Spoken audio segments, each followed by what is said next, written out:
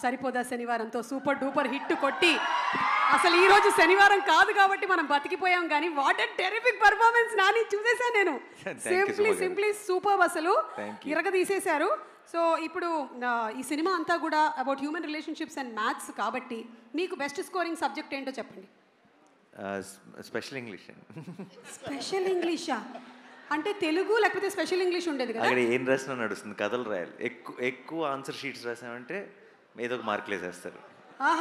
అంతే కథలు రాయటమే అక్కడ కథలు రాయటమే ఇక్కడ కథలు రాయటం సరే ఇక్కడ మాకు చిన్న కథ చెప్పండి మీరు చిన్నప్పుడు విన్న చిన్న కథ ఏదైనా జస్ట్ 2-3 లైన్లో చెప్తే చాలు ఎలాగో మాకు చిన్నప్పుడు సొంత కథలు ఏం లేవండి మనం చూసిన సినిమా కథే టైటానిక్ రాసేవాడిని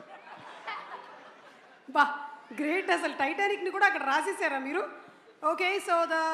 మీకు మీ సిస్టర్కి ఇందులో ఈ సినిమాలో బ్రదర్స్ ఇద్దరి మధ్యలో బాండింగ్ చాలా బాగుంటుంది సో మీకు మీ సిస్టర్కి మధ్యలో ఉండేటువంటి ఆ బాండ్ లేదా incident anything that you would recollect I think సిబ్లింగ్స్కి ఎవరైనా సరే సిబ్లింగ్స్ అన్నాక బాగా కొట్టుకుంటారు అది అలాగే బాండ్ గట్టిపడుతుంది ఐ థింక్ వాళ్ళు మనకి ఎంత ఇంపార్టెంట్ అని మనకు తెలిసేది కొంచెం వాళ్ళు నేను ఎక్కడికైనా వెళ్ళినప్పుడు వాళ్ళని ఒక సంవత్సరం చూడనప్పుడు కొంచెం దూరం అయినప్పుడు బేసిక్గా సో నేను అంతే లైఫ్ అంతా బాగా కొట్టుకు తెచ్చాం ఆ తర్వాత అది చదువుకోవడానికి యూఎస్ వెళ్ళినప్పుడు సడన్గా ప్రేమలో అసలు సిబ్లింగ్ అంటే ఏంటి తను మిస్ అవుతున్నానని సో అవన్నీ స్టార్ట్ అయ్యింది సూపర్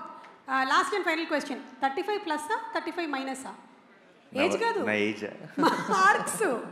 మార్క్సా ఒక్కసారి కూడా 35 దాటలేదు అంటే జస్ట్ ఇట్లా అస్సలు పొరపాటు వీటి పాపం నేను సినిమా చూశాను వీడు అందరూ అన్ని మాటలు అంటుంటారు కదా వీడు నాతో కంపేర్ చేస్తే వీడు బ్రిలియంట్ వీడు పొరపాటును కూడా వాడు కనీసం 1 ముందు 0 పెట్టాలా 1 తర్వాత 0 పెట్టాలా అని డౌట్ ఉంది నాకు అసలు 1 తర్వాత 2 ఎందుకు రావాలి 2 ముందు ఎందుకు రాకూడదని డౌట్ ఉండేది సో